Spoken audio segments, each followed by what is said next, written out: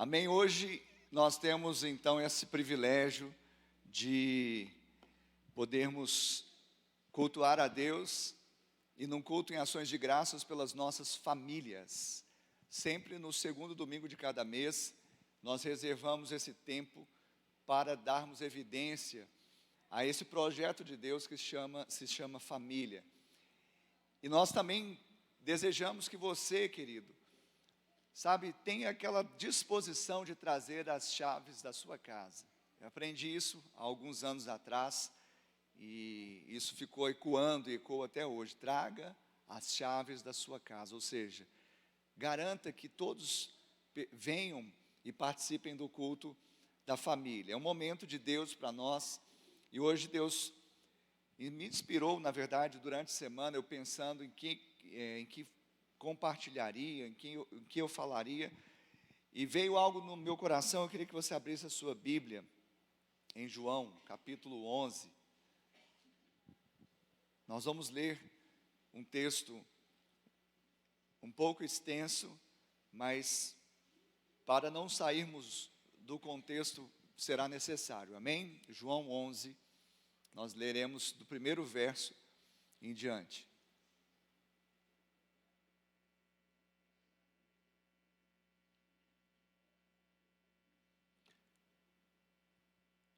Amém? Estava enfermo Lázaro de Betânia, da aldeia de Maria e de sua irmã Marta. Esta Marta, cujo irmão Lázaro estava enfermo, era a mesma que ungiu com bálsamo o Senhor e lhe enxugou os pés com seus cabelos. Mandaram, pois, as irmãs de Lázaro dizer a Jesus: Senhor, está enfermo aquele a quem amas. Ao receber a notícia, Jesus disse: esta enfermidade não é para a morte, e sim para a glória de Deus, a fim de que o Filho de Deus seja por ela glorificado. Ora, amava Jesus a Marta e a sua irmã e a Lázaro. Quando, pois, soube que Lázaro estava doente, ainda se demorou 2 dias no lugar onde estava. Depois disse aos seus discípulos: vamos outra vez para a Judeia. Disseram-lhe os discípulos: Mestre, ainda agora os judeus procuram apedrejar-te e voltas para lá? Respondeu Jesus: não são 12 as horas do dia? Se alguém andar de dia não tropeça, porque vê a luz deste mundo. Mas se andar de noite tropeça, porque nele não há luz. Isto dizia e depois lhes acrescentou: nosso amigo Lázaro adormeceu, mas vou para despertá-lo. Disseram-lhe, pois, os discípulos: Senhor, se dorme, estará salvo. Jesus, porém, falara com respeito à morte de Lázaro, mas eles supunham que tivesse falado do repouso do sono. Verso 14. Então Jesus lhes disse claramente: Lázaro morreu, e por vossa causa me alegro de que lá não estivesse, para que possais crer, mas vamos ter com ele. Então Tomé, chamado Dídimo, disse aos condiscípulos: vamos também nós para morrermos com ele. Chegando Jesus, encontrou Lázaro já sepultado havia 4 dias. Ora, Betânia estava a cerca de 15 estádios perto de Jerusalém. Muitos dentre os judeus tinham vindo ter com Maria e Marta para as consolar a respeito de seu irmão. Marta, quando soube que vinha Jesus, saiu ao seu encontro. Maria, porém, ficou sentada em casa. Disse, pois, Marta a Jesus: Senhor, se estiver aqui, não teria morrido meu irmão. Diga assim: Senhor, se estiveras aqui, não teria morrido meu irmão. Verso 22. Mas também sei que mesmo agora, tudo quanto pedires a Deus, Deus te concederá. Declarou-lhe Jesus: teu irmão há de ressurgir. Eu sei, replicou Marta, que ele há de ressurgir na ressurreição no último dia. Disse-lhe Jesus: eu sou a ressurreição e a vida. Quem crê em mim, ainda que morra, viverá. E todo que vive e crê em mim, não morrerá eternamente. Crês isto? Sim, Senhor, respondeu ela. Eu tenho crido que tu és o Cristo, o Filho de Deus, que deveria vir ao mundo. Tendo dito isto, retirou-se e chamou Maria, sua irmã, e lhe disse em particular: o mestre chegou e te chama. Ela, ouvindo isto, levantou-se depressa e foi ter com ele, pois Jesus ainda não tinha entrado na aldeia, mas permanecia onde Marta se avistara com ele. Os judeus que estavam com Maria em casa e a consolavam, vendo-a levantar-se depressa e sair, seguiram-na, supondo que ela ia ao túmulo para chorar. Quando Maria chegou ao lugar onde estava Jesus, ao vê-lo, lançou-se-lhe aos pés, dizendo: Senhor, se estiveras aqui, meu irmão não teria morrido. Vamos dizer? Senhor, se estiveras aqui, meu irmão não teria morrido. Jesus, vendo-a chorar, e bem assim os judeus que a acompanhavam, agitou-se no seu espírito e comoveu-se. E perguntou: onde o sepultastes? Eles lhe responderam: Senhor, vem e vê. Jesus chorou. Então disseram os judeus: vede quanto o amava. Mas alguns objetaram: não podia ele, que abriu os olhos ao cego, fazer que este não morresse? Jesus, agitando-se novamente em si mesmo, encaminhou-se para o túmulo. Era este uma gruta, cuja entrada tinha posto uma pedra. Então ordenou Jesus: tirai a pedra. Disse-lhe Maria, irmã do morto: Senhor, já cheira mal, porque já é de 4 dias.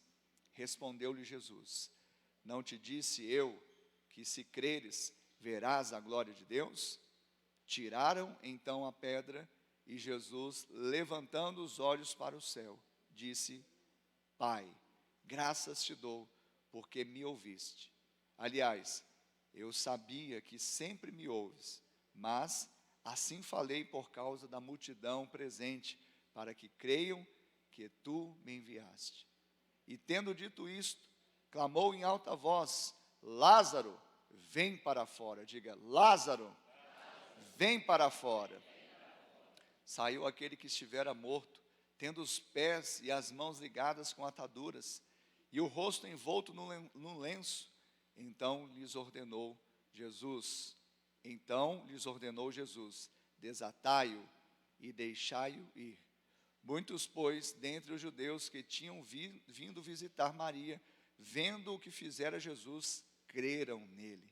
Outros, porém, foram ter com os fariseus e lhes contaram os feitos que Jesus realizara. Pai, essa é a tua palavra, e eu creio que ela é tão poderosa para restaurar, para trazer vida. Assim como Jesus, ali orando ao Pai, e com uma palavra de poder, trouxe vida a Lázaro, eu creio que nós também podemos profetizar a sua palavra, para trazer ressurreição, para trazer vida, porque a tua palavra é viva e eficaz, é mais cortante e penetrante do que a espada de 2 gumes. Nós cremos, Pai, que ela carrega consigo aquilo que está no seu coração, na sua mente, e os seus caminhos e pensamentos são mais altos que os nossos. Por isso que se cumpra o seu querer, a sua vontade, por meio dos seus oráculos, da sua palavra. Pai, nós cremos que ela é poderosa também para gerar frutos. Assim como o orvalho que desce do céu e rega a terra seca, e não torna para lá, para o alto, antes que essa terra produza fruto, assim é toda a palavra que sai da sua boca. Não pode voltar para o Senhor vazia. Que se cumpra hoje, Pai, todo o poder redentor da cruz, e em nome de Jesus, Senhor, use o seu servo como canal de bênção, Em nome de Jesus, diga amém. Aleluia.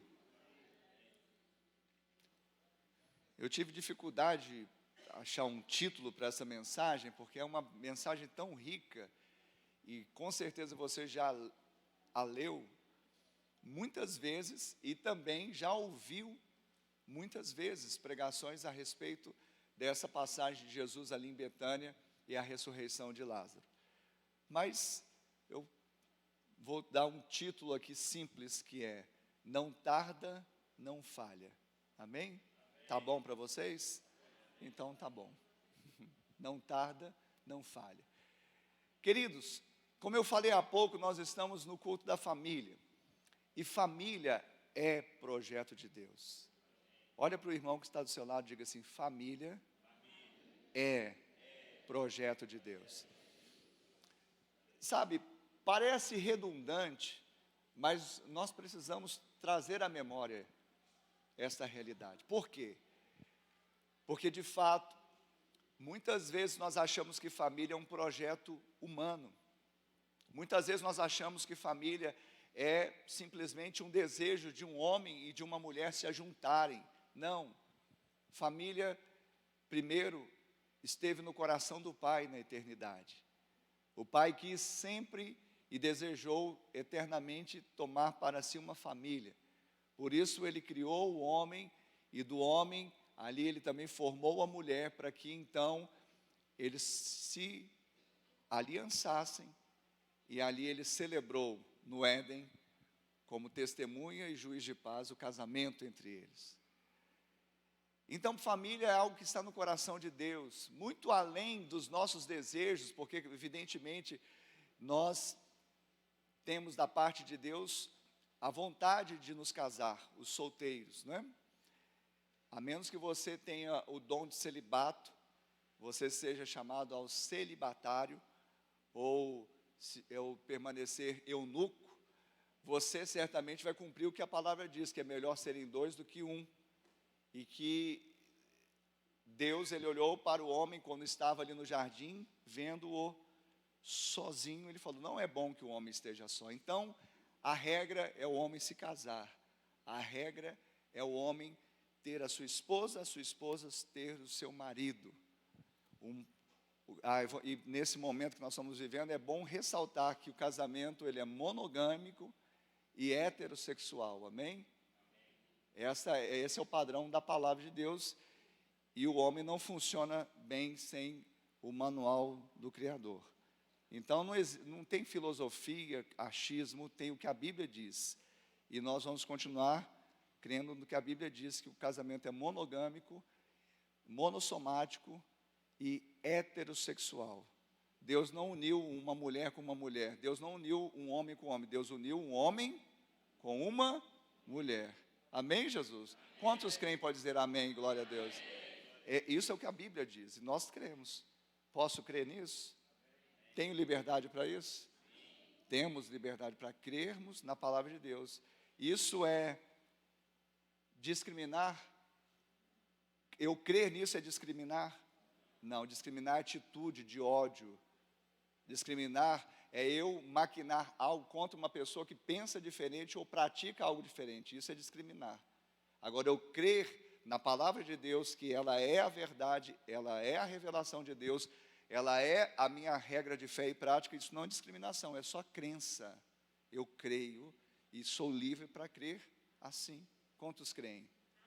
Agora, jamais eu vou tomar essa premissa e vou usar dela para violentar, discriminar, açoitar, perseguir alguém que pensa ou pratica diferente de mim.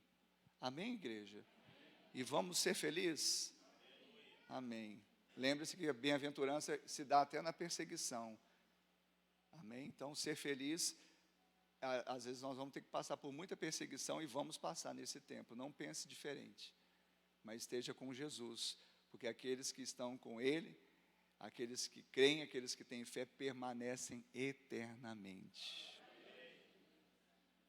Eu quero viver até 100, fazendo minha corridinha, mas se o Senhor não tiver 100 anos para mim, ele tem a eternidade para mim. Então eu estou satisfeito, do mesmo jeito. Amém? Família é projeto de Deus. E havia uma família, nesse contexto que nós lemos aqui, com quem Jesus tinha uma amizade. Uma família da qual Jesus tinha um apreço, uma estima e amava, porque ele se relacionou com essa família. Sabe, relacionamentos são pontes para cumprirmos um propósito de Deus. E Jesus, ele se relacionou na sua vida aqui na terra, e sobretudo no seu ministério público, que durou 3 anos, alguns dizem 3 anos e meio, mas nesse tempo Jesus se relacionou, e ele fez conexões por meio da amizade. Amizades são pontes para relacionamentos. E Jesus, ele nutriu esse relacionamento com essa família que morava numa aldeia chamada Betânia. A família, essa família aqui do cenário, morava em Betânia. Betânia era uma aldeia que estava distante de Jerusalém. A Bíblia vai relatar 15 estádios, que corresponde a aproximadamente 3 quilômetros. Então era uma cidade, uma aldeia próxima relativamente de Jerusalém. E Jesus, ele teve um ministério também muito forte na Judéia. Betânia está na Judéia, assim como Jerusalém está na Judéia. Porém, nós vamos perceber que quando Jesus, ele decide ir, então, ao encontro dessa família que ele amava, que ele tinha uma amizade, a família de Lázaro, Marta e Maria em Betânia, ele vai dentro de um contexto. E depois você vai ler na sua casa que o contexto começa ou precede o capítulo 11. No capítulo 10, a Bíblia vai trazer Jesus como o bom pastor. E quando ele fala que ele é o bom pastor, que ele dá a vida pelas ovelhas, e ele atribui Deus como Pai, e ele mesmo como tendo a essência da divindade, então aqueles judeus, aqueles religiosos, eles se levantam contra Jesus. Então esse é o contexto do capítulo 10 que precede o 11 que nós lemos. Mas se o 10 fala que Jesus é o bom pastor, que cuida das suas ovelhas, que integra pessoas que não tinham família, que estavam alheios à graça, e Jesus, como bom pastor, ele traz essas pessoas para dentro da família de Deus, traz para o aprisco. No 11, Jesus é tido e colocado como o doador da vida. Amém? Amém, diga Jesus, o doador da vida. Então nós precisamos entender que Jesus é de fato o doador da vida. E Jesus agora ele se depara com uma notícia. O seu amigo Lázaro estava enfermo e havia falecido, havia morrido. A Bíblia começa aqui no capítulo 11, nós lemos dizendo que estava Lázaro enfermo, e ali, então, estavam com Lázaro, Maria e Marta, que eram suas irmãs. Maria é a mesma que ungiu com bálsamo o Senhor e lhe enxugou os pés com seus cabelos. E quando elas viram que aquela enfermidade estava deixando o seu irmão acamado, mal, elas lembraram do seu melhor amigo. Qual que é o seu melhor amigo? Aleluia. Então o Sérgio e a Vanessa sabem quem são o melhor amigo, né? Quem é seu melhor amigo? Jesus é o seu melhor amigo. Mandaram, pois, as irmãs de Lázaro dizer a Jesus: Senhor, está enfermo aquele a quem amas. Então elas certamente pegaram alguém da parentela, ou também daquela círculo de amizade, e falaram: vão até Jesus e falem para Jesus que o amigo dele, a quem ele ama, está enfermo. Porque nós sabemos, ele é o nosso melhor amigo. E Jesus é Deus. E ele vai fazer alguma coisa. Amém? Diga assim para o seu irmão: Jesus vai fazer alguma coisa. Eu tenho certeza. Olha, ouça bem, eu tenho certeza, porque eu vim aqui para esse culto esperando que Jesus vai fazer alguma coisa. Então eu quero falar para você hoje, isso não é errado. Você entrou nessa igreja esperando que Jesus vai fazer alguma coisa, é ou não é? É ou não é? Ah, pastor, não, eu quero adorar pelo que Ele é. Amém, glória a Deus. Mas nós adoramos pelo que Ele faz também, porque na medida em que nós adoramos pelo que Ele faz, Ele só faz porque Ele é. Então, Ele só exerce ressurreição porque Ele é o doador da vida.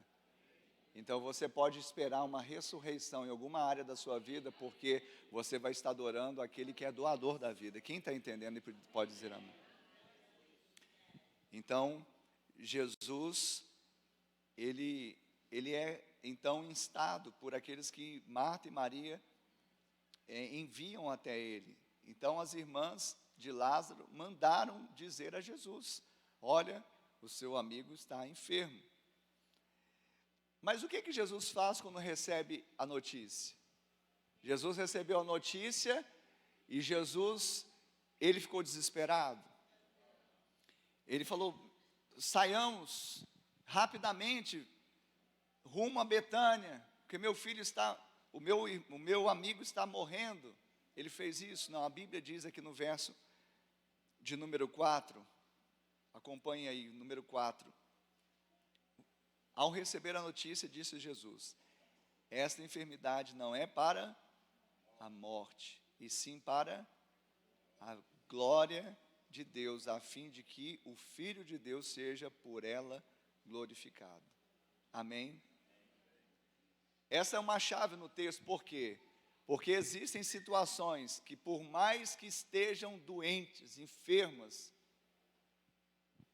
a um passo da morte, ou talvez você diga: pastor, não, já está morto. Eu quero te falar que essa situação, aos seus olhos, aos meus olhos, podem ser uma desonra, pode ser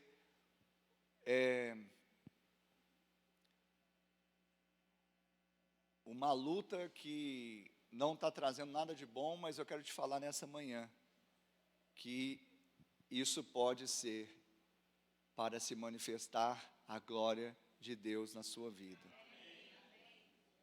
Você crê nisso?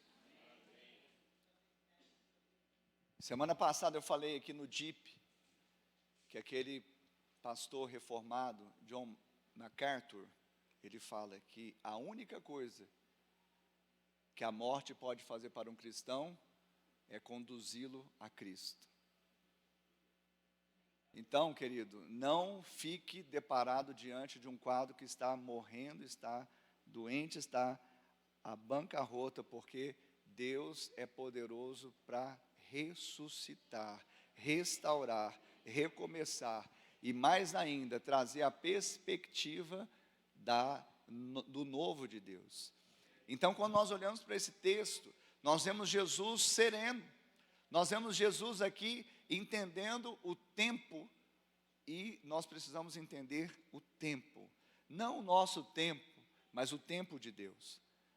Nós precisamos entender que Jesus, Ele sempre esteve, embora fisicamente, humanamente, Ele não poderia usar do atributo da onipresença. Então ele estava em Jerusalém, ou nas imediações, ele não poderia estar também em Betânia.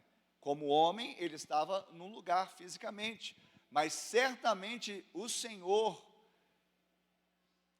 já agia por meio de Jesus, e Jesus, ele é poderoso para liberar apenas uma palavra e a coisa acontecer.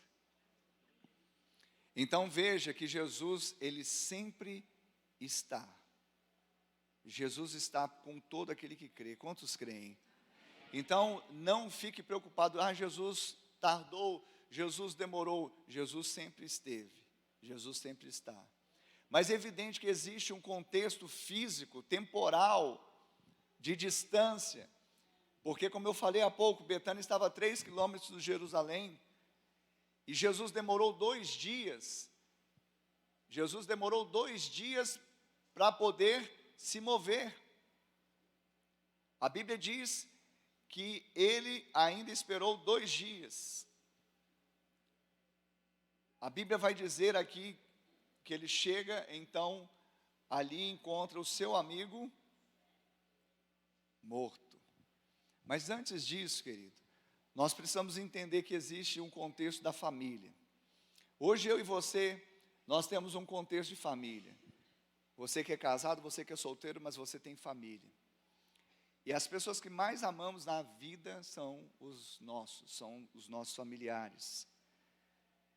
Eu não sei quantos de vocês já passaram por a falta de um ente querido. Eu já perdi meu pai e já perdi minha mãe.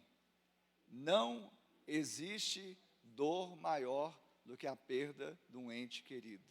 Para mim nunca houve, até agora, 50 anos que eu vou completar, nunca houve. Eu não sei você se já passou, mas as pessoas mais estimadas que nós temos são os nossos familiares.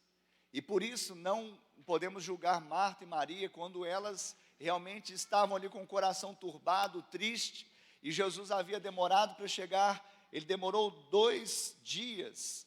O verso 6 diz: quando, pois, soube que Lázaro estava doente, ainda se demorou 2 dias no lugar onde estava. Quantos dias? 2 dias. É certo que nós passamos por situações que queremos agora, hoje.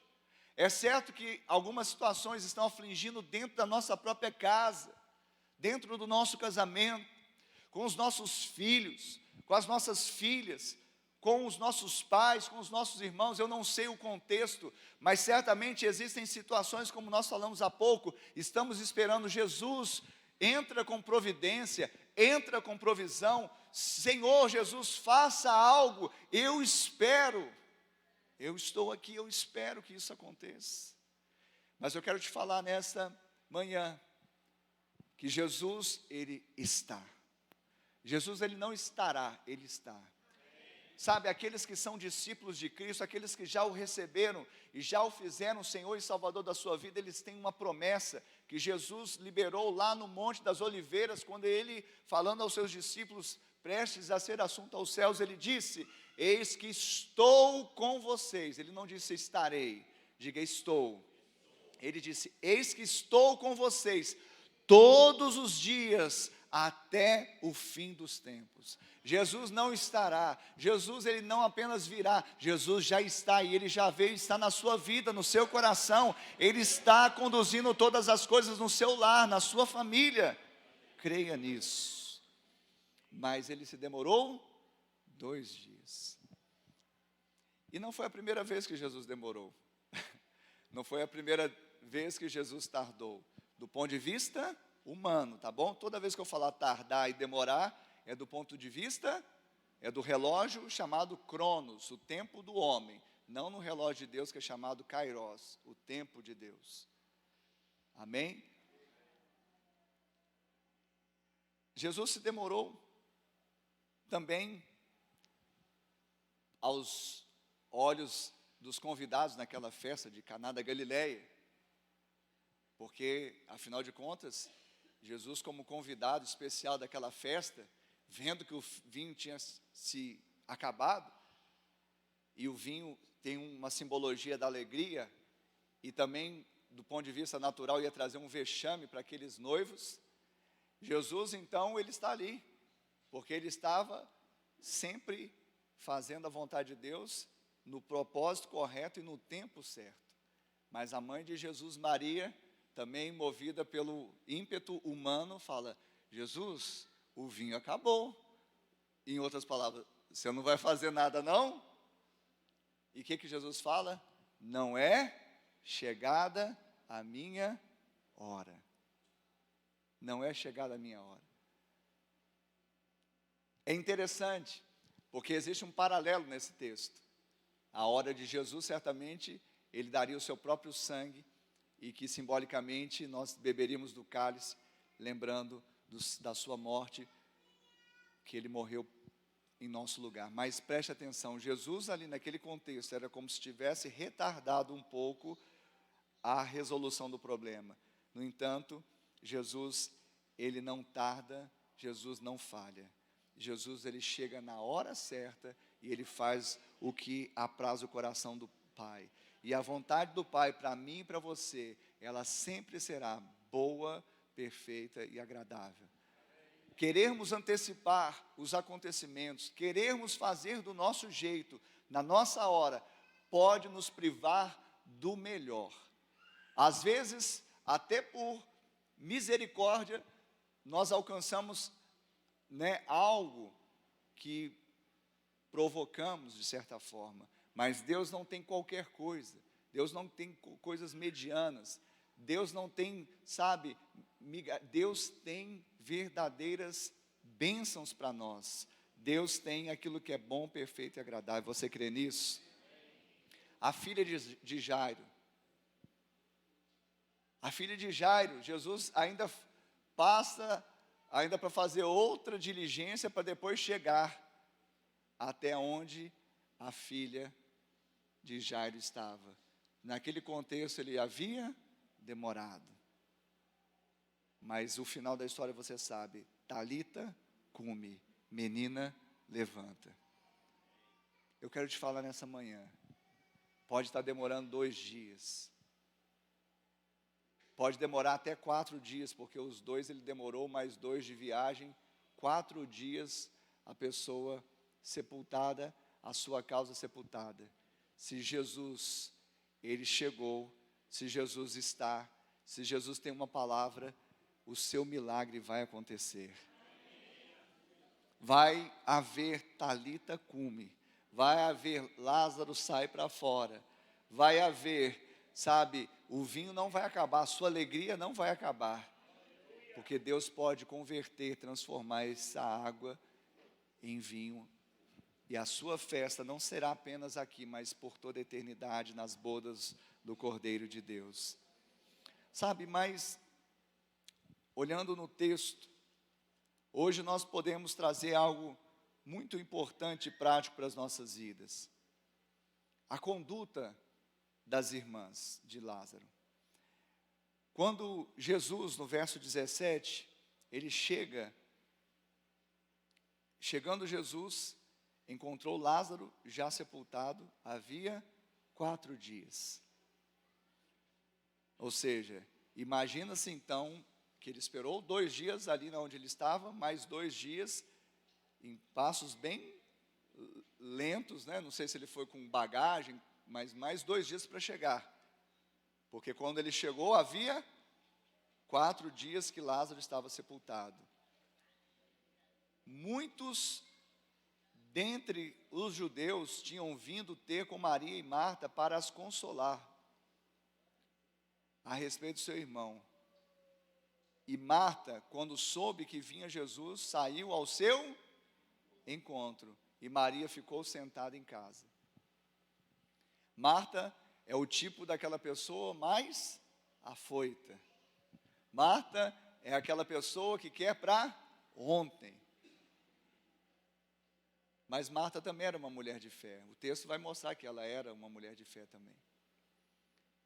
Mas hoje nós precisamos entender que quer seja você mais Marta, quer seja você mais Maria, nós todos devemos usar a fé para ver a glória de Deus. Quando nós lemos aqui o texto, no verso 20, Marta, quando soube que Jesus vinha, saiu ao seu encontro, e isso fala da alma, isso fala do desejo de resolver algo, isso fala também da expectativa que ela tinha na pessoa de Jesus, o amigo do seu irmão, a quem ele amava. Isso fala das nossas necessidades, da nossa alma, do nosso psique, das nossas emoções, e nós somos dotados disso.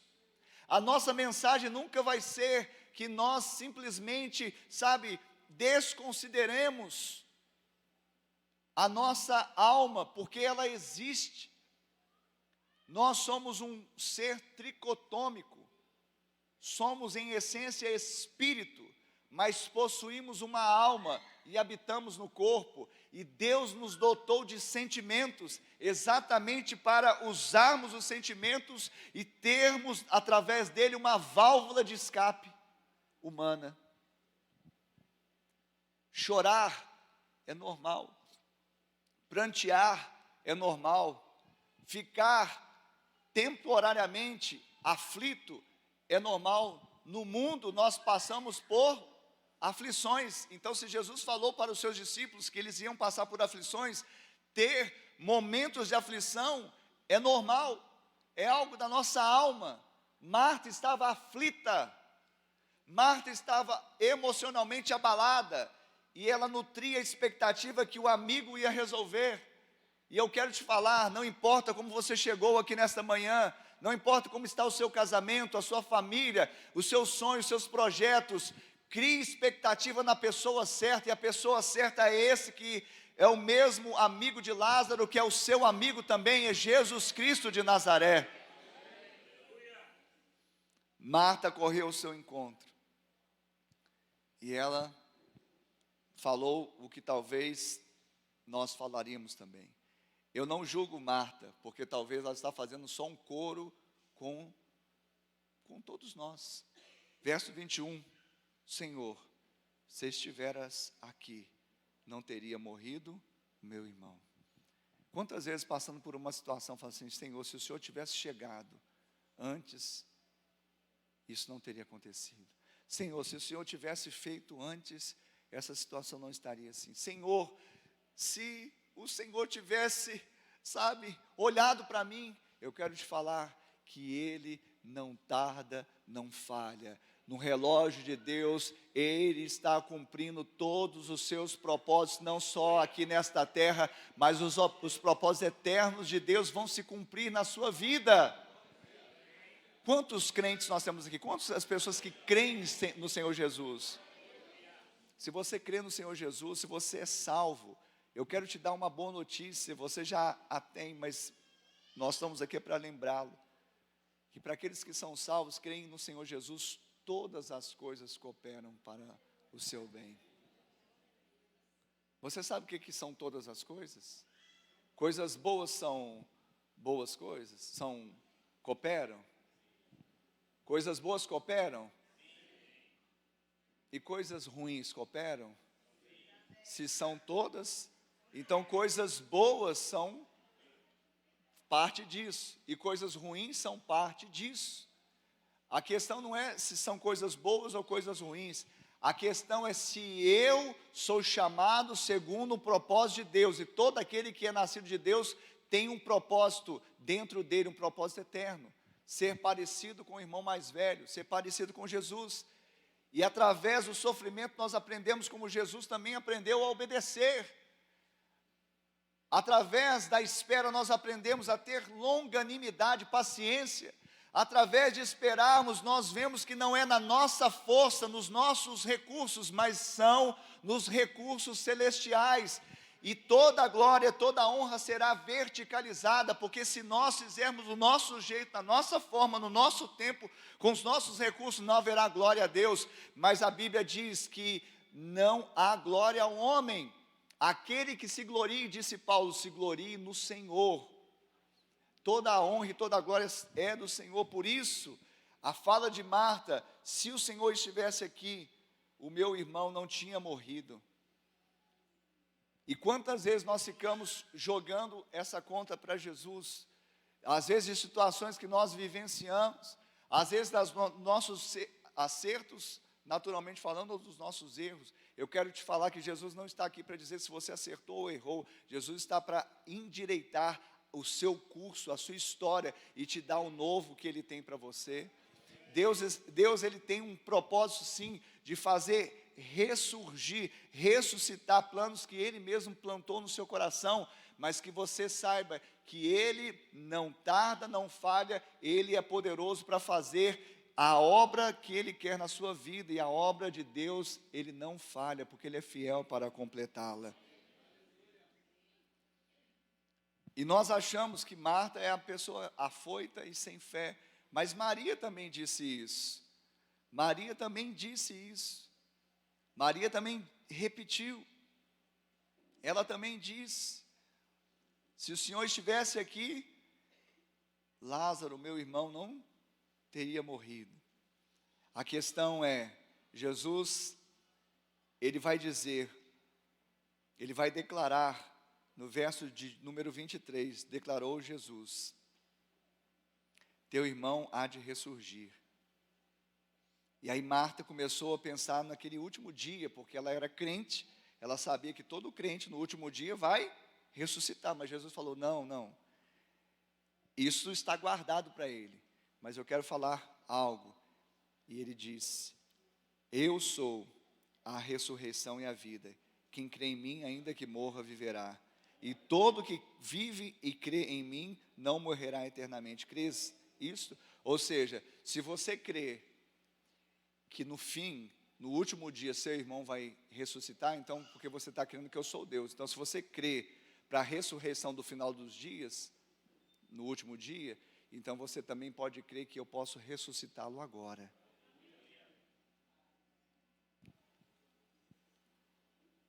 E o que ela responde? Verso 27, diga assim: sim, Senhor. Sabe, hoje, Jesus está perguntando: você crê? Jesus está perguntando para você, quem está aqui? Jesus está te perguntando: você crê? Você crê que eu sou Deus?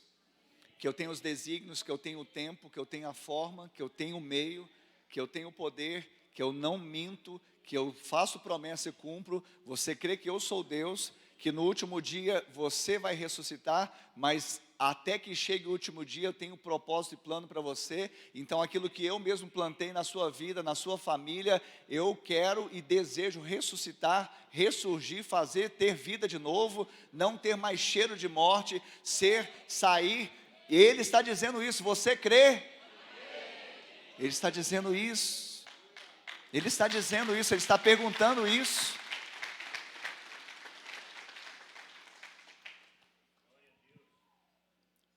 Então, querido, ainda que a nossa alma grite, se estivesse aqui, Lázaro não tinha morrido. Sabe?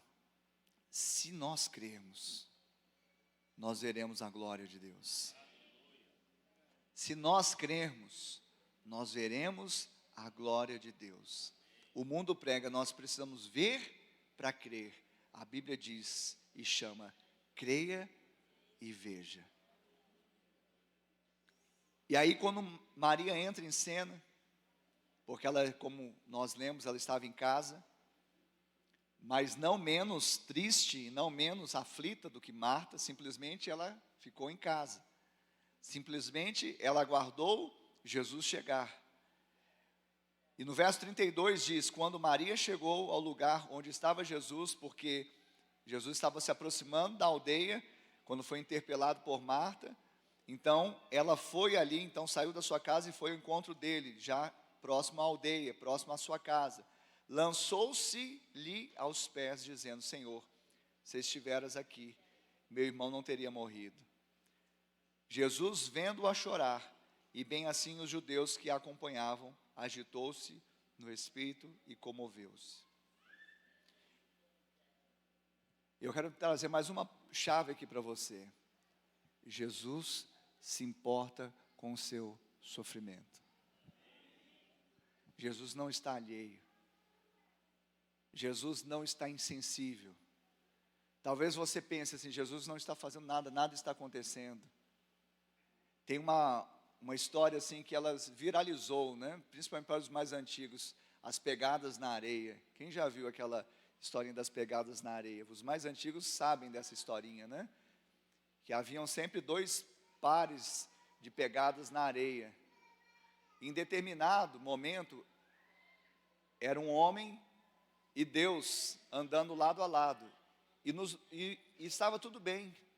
Mas no momento mais difícil da vida desse homem, ele foi olhando e percebendo que havia só um par de pegadas na areia. E ele questionou: Deus, porque no momento mais difícil da minha vida, o Senhor me abandonou. E aí o Senhor fala para ele: eu não te abandonei. O par de pegadas que você via na areia eram os meus. Eu te carregava no colo. É o que Deus está fazendo, quando talvez você não está ouvindo e você não está vendo. Bem-aventurado é os que não viram e não ouviram e creram. Bem-aventurados somos nós quando ativamos o modo fé, não quando o vento sopra a favor, não quando tudo está bem, mas quando nós passamos pelas adversidades, as aflições, pela uma morte ou cheiro de morte, e conseguimos crer que Jesus é Deus e Deus está no controle. Diga assim: Deus está no controle, os céus não estão em crise, e eu creio em milagres. Amém? Para você que não profetizou, eu vou te dar a chance a profetizar. Quem está aqui no culto aqui? Quem não está viajando na maionese? Amém? Então, para você que não fez essa confissão, vou dar uma oportunidade. Diga assim: Deus está no controle, os céus não estão em crise, e eu creio em milagres. Às vezes a nossa casa pode passar por crise, mas os céus não estão. E sabe quem traz o céu para a terra? Jesus. E nós podemos trazer Jesus para a nossa casa, e Ele já está ali pela fé. Jesus não tarda, não falha, Ele já está. Ele já está, creia, sabe? Jesus não está insensível. Para terminarmos essa mensagem, Jesus não está, sabe, distante, Ele está próximo. Deus é Deus de perto. Ele não está, sabe, deixando de contemplar o seu coração ferido, a sua angústia por talvez estar prestes a ver algo ser sepultado. Eu não sei qual é a sua situação na sua família, no seu lar, nos seus projetos que você tem como família, mas eu quero te falar que Deus, Ele não está alheio, Ele não está insensível, Deus não está distante. Jesus está com você, e aonde Deus está, o mal tem que sair. Aonde Deus está, a morte tem que dar lugar para a vida. Aonde o Senhor Jesus coloca a planta dos pés, é para haver restauração, cura e milagre. E é isso que Deus quer fazer na sua vida. Apenas creia e aguarde, espere. Deus tem o tempo dele.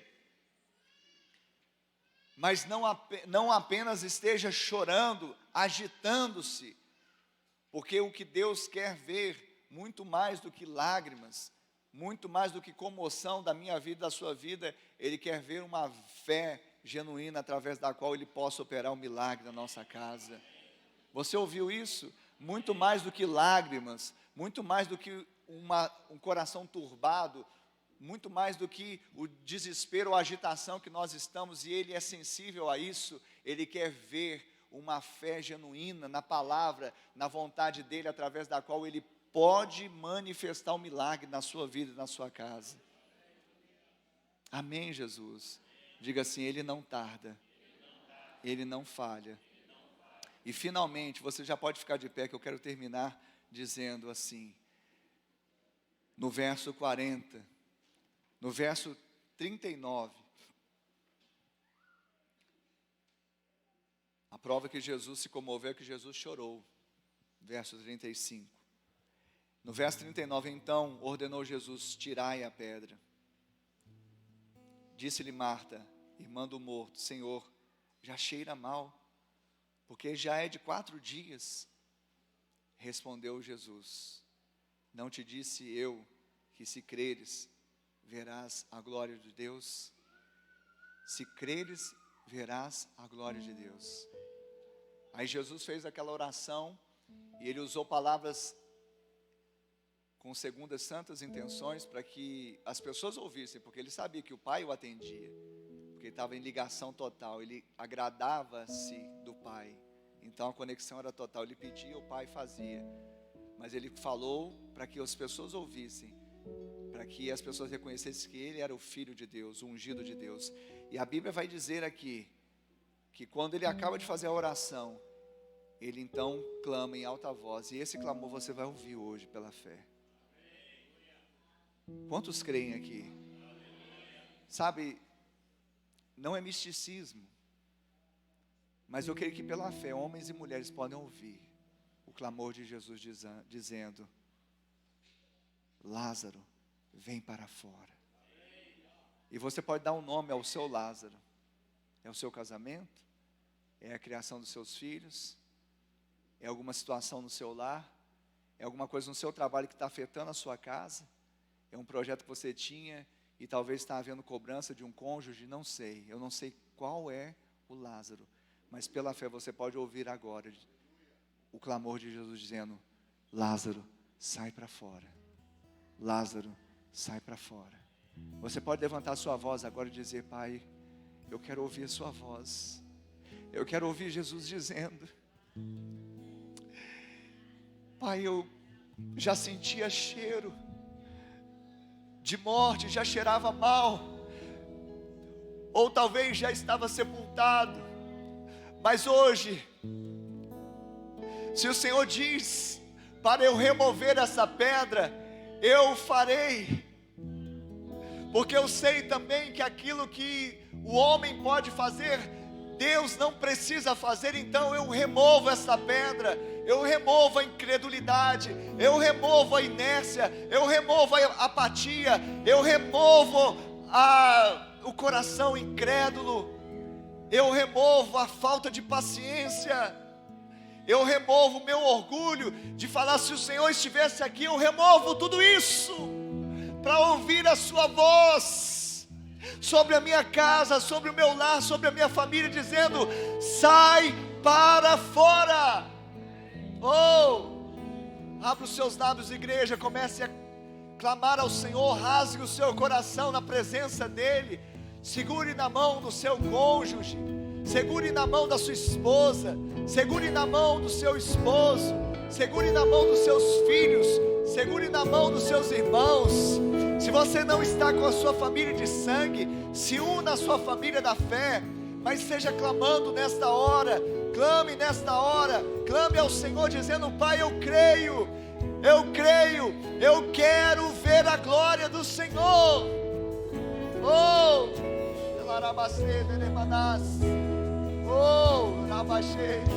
Ora, igreja.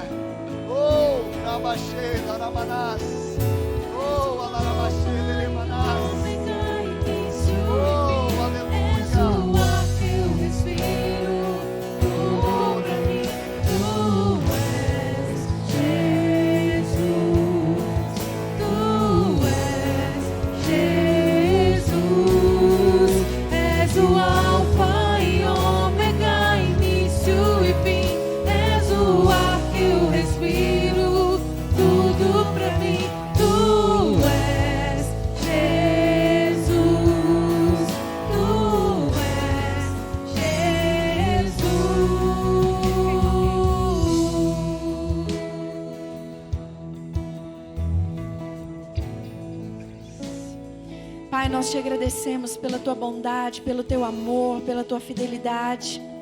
Todas essas famílias aqui, Senhor, estão em tuas mãos. Nós declaramos aqui, ó Pai, a vida. Declaramos agora, ó Pai, o amor sendo restaurado. Meu Deus, aquele marido que está, ó Deus, com o coração frio para com a sua esposa, vem agora, Pai, trazendo calor, trazendo a tua direção, mostrando que é isso que o Senhor quer, humildade, ó Pai, amor, no nome de Jesus. Vem agora, ó Pai, sobre o coração dessa esposa que está amargurado, que está ressentido, que não consegue perdoar totalmente. Pai, nós entendemos que o esquecimento não vai acontecer, mas nós sabemos, Deus, que pelo Teu Espírito nós somos capazes, ó Pai, de perdoar, porque perdoar não é esquecer, mas é não levar mais em conta, que as esposas possam não levar mais em conta, que os maridos possam não levar mais em conta. Declaramos aqui, Senhor, a vida do Senhor, em nome de Jesus. Amém e amém. Eu queria que você agora fechasse os seus olhos, colocasse a mão no seu peito, na altura do seu coração, todos de olhos fechados, com a mão assim no seu coração, e repetisse essa oração após mim, dizendo: Senhor, todos digam: Senhor, nesta manhã eu ouvi a Tua palavra, ela gerou fé em meu coração, por isso agora eu confesso com a minha boca que Jesus Cristo é o meu Senhor, é o meu Salvador. Escreve o meu nome no livro da vida e salva-me, Senhor. E eu, papai, que um dia andei em teus caminhos, mas me desviei, me afastei. Hoje, arrependido eu volto, na certeza que sou aceito, sou recebido em seus braços de amor. Coloca anel no meu dedo, sandálias nos meus pés, porque o teu filho volta para a casa do Pai, para a presença do Pai, para a família de Deus. Ainda com os olhos fechados, eu quero perguntar aqui nesta manhã: você fez esta oração que fizemos todos juntos e se identificou com ela? Você sente que esta é a sua oração, essa é a sua história e essa é a sua decisão de receber Jesus ou voltar para Ele, porque você estava afastado? Se é a sua oração, então levante a sua mão agora onde você está, que eu quero orar por você. É a sua oração, você vai levantar a sua mão agora, que eu quero orar por você. Alguém aqui nessa manhã fez essa oração que nós fizemos juntos e se identificou com ela? É tempo de Deus para mim e para você. Aleluia, aleluia. Que Deus abençoe sua vida, que Deus abençoe a sua casa. Eu creio que se nós fôssemos abrir aqui para um testemunho, nós teríamos muitos, não é verdade? De restauração de casamentos, de lares. Amém? Quantos teriam um testemunho para contar da sua família, do seu casamento, que Deus entrou com providência? Levanta a sua mão assim, ó. Isso. Eu tenho certeza que Deus realmente tem feito uma grande obra. Mas não permita, sabe, que essa aflição, sabe, Deus está tardando ou falhando, porque isso não procede de Deus. Deus, Ele tem o momento certo e a forma certa, e Ele já está agindo na sua vida para o louvor da glória dEle. Amém?